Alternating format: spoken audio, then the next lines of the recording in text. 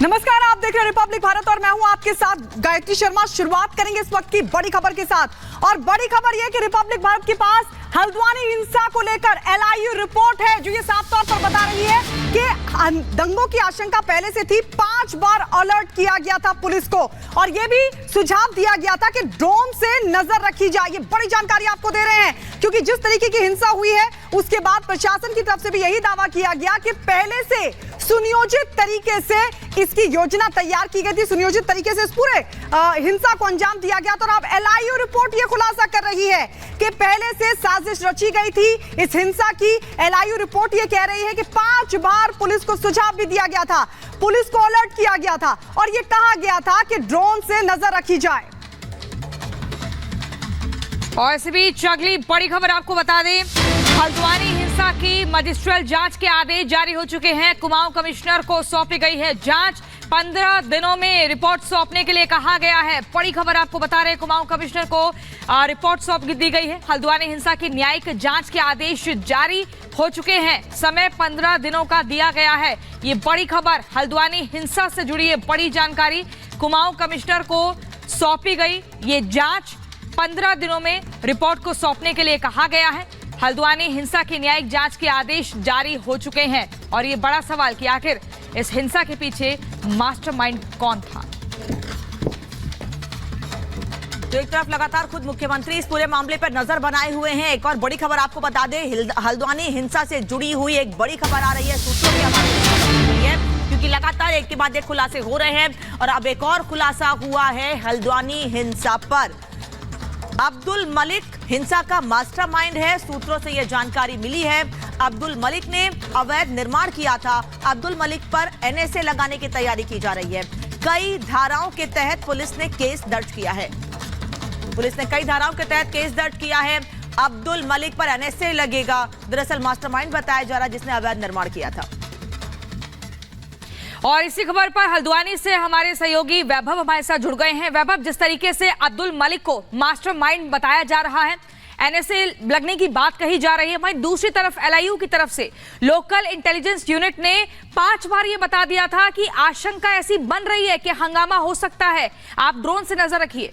किस तरीके से देखें? प्रियंका, बिल्कुल 2 सबसे महत्वपूर्ण अपडेट इस पूरी घटना के पीछे हैं। सबसे बड़ा अपडेट यही है, जैसा कि आप जिक्र कर रही हैं, LIU ने 5 बार इस रिपोर्ट को जो है वो दिया था प्रशासन को कि वहां पर स्थितियां जो है वो सामान्य नहीं है, हालात कभी भी बिगड़ सकते हैं। क्योंकि जिस लोकेशन पर ये मजार और ये अवैध अतिक्रमण वाला इलाका मौजूद था वो काफी सेंसिटिव था और बहुत घनी आबादी थी। उस घनी आबादी में पहुंचना और किसी भी धार्मिक स्थल को तोड़ना, चाहे वो अवैध हो या फिर अनाधिकृत, ऐसे में संवेदनशीलता जो है वो जरूर बन जाती है।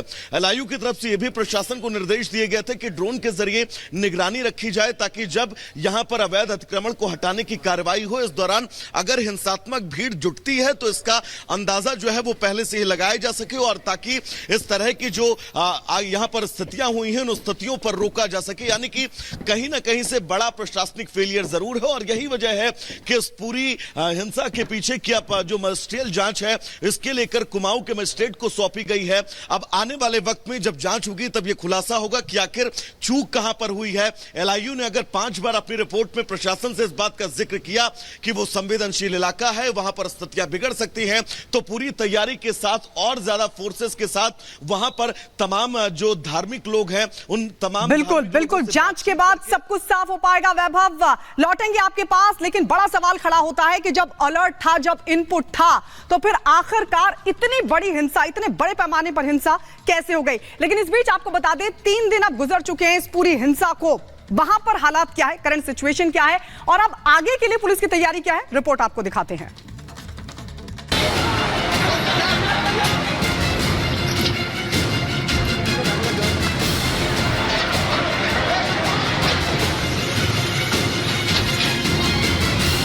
हल्द्वानी में गुरुवार को अतिक्रमण के खिलाफ कार्रवाई करने गई पुलिस प्रशासन की टीम को निशाना बनाकर दंगाइयों के किए गए हमले की इन तस्वीरों को पूरे देश ने देखा। ये वो तस्वीर है जिसने ये साबित कर दिया कि उत्तराखंड की शांत फिजा में हिंसा का जहर घोलने की साजिश पूरी प्लानिंग के साथ रची गई थी। क्योंकि जिस तरह से दंगाइयों ने पुलिस प्रशासन को निशाना बनाया और पुलिसकर्मियों को घेर कर मारने की कोशिश की गई, वो ये साबित करने के लिए काफी है कि वहां उपद्रवी अतिक्रमण के खिलाफ प्रशासनिक कार्रवाई का विरोध नहीं कर रहे थे, बल्कि उनका मकसद पुलिस प्रशासन के लोगों को निशाना बनाकर कानून को चुनौती देना था। हल्द्वानी साजिश में बहुत बड़ा खुलासा, दंगा भड़काना था दंगाइयों का इरादा। जी हां, हल्द्वानी हिंसा को लेकर प्रशासन के खुलासे से यह बात साफ हो चुकी है कि हल्द्वानी हिंसा के तार एक बहुत बड़ी साजिश से जुड़े हैं, जिसमें दंगाइयों का इकलौता मकसद हल्द्वानी में कानून व्यवस्था को चुनौती देना था। हालांकि गुरुवार को हुई हिंसा के बाद अब हल्द्वानी के हालात में सुधार होना शुरू हो गया है और पुलिस प्रशासन की चुस्ती के बाद शहर के कई हिस्सों में कर्फ्यू में कुछ ढील दी गई है। लेकिन शहर में तनाव के माहौल को देखते हुए अब भी एहतियातन हल्द्वानी शहर में इंटरनेट सेवा को बंद रखने का फैसला किया गया, जबकि हिंसा में सबसे ज्यादा प्रभावित होने वाला वनभूलपुरा को तो अब भी पूरी तरह से बंद रखा गया है। हल्द्वानी की सड़कों पर सन्नाटा, वनभूलपुरा में जारी है छापा। इस मामले में अब तक पुलिस की तरफ से की जा रही कार्रवाई की बात करें तो हल्द्वानी पुलिस ने अब तक इस मामले में 5 उपद्रवियों को गिरफ्तार किया है, जबकि हिंसा भड़काने के आरोप में अभी तक पुलिस 50 के करीब लोगों को हिरासत में ले चुकी है। पुलिस के मुताबिक फिलहाल पुलिस ये पता लगाने की कोशिश कर रही है कि जिन लोगों को हिरासत में लिया गया, हिंसा के वक्त उनका लोकेशन कहां था और हल्द्वानी हिंसा में उनकी भूमिका आखिर क्या थी। सूत्रों के मुताबिक जैसे कि पुलिस को इन तमाम सवालों के जवाब मिलेंगे, जांच रिपोर्ट और गिरफ्तारी के नए आंकड़े लोगों को चौंका सकते हैं। हल्द्वानी में हालात बिल्कुल सामान्य है। केवल जो बनफूलपुरा, यहाँ पे कर्फ्यू भी हटा दिया गया है हल्द्वानी क्षेत्र आउटर एरिया में। केवल बनफूलपुरा का जो एरिया है उसमें हमने अभी कर्फ्यू जारी रखा है। पूरे प्रकरण में 3 FIR दर्ज की गई है, जिसमें 16 व्यक्तियों के खिलाफ उसको नामजद किया गया है, बाकी अज्ञात में काफ़ी लोग हैं। तो इसमें हमने 5 लोगों को राउंड अप कर लिया, अरेस्ट कर लिया है और बाकी के खिलाफ जो है पुलिस टीम लगातार दबिश दे रही है, शीघ्र ही उन लोगों को भी अरेस्ट। इस संबंध में जितनी भी CCTV फुटेज है उनके चेक किए जा रहे हैं और उनकी सत्यापन की कार्रवाई की जा रही है। उनको शीघ्र ही उनके नाम पता तस्दीक करके उनको आइडेंटिफाई करके उनके खिलाफ कार्रवाई। पुलिस के मुताबिक हल्द्वानी हिंसा में अब तक 5 लोगों की मौत की पुष्टि हो चुकी है, जबकि हिंसा की चपेट में आए ज्यादातर लोग इलाज के बाद अपने घर वापस जा चुके हैं। वहीं हल्द्वानी में दोबारा किसी तरह की गड़बड़ी न हो, इसके लिए पुलिस प्रशासन पूरी तरह से मुस्तैद है और पूरे शहर को छावनी में तब्दील कर दिया गया। वहीं हल्द्वानी हिंसा के चलते नैनीताल में भी पर्यटन खासा प्रभावित हुआ है और वहां भी सुरक्षा कड़ी कर दी गई है, जबकि रामनगर में तो पुलिस ने फ्लैग मार्च भी निकाला है। इतना ही नहीं, छात्रों की सुरक्षा को देखते हुए उत्तराखंड ओपन यूनिवर्सिटी की शनिवार को होने वाली परीक्षाओं को भी अगले आदेश तक के लिए टाल दिया गया।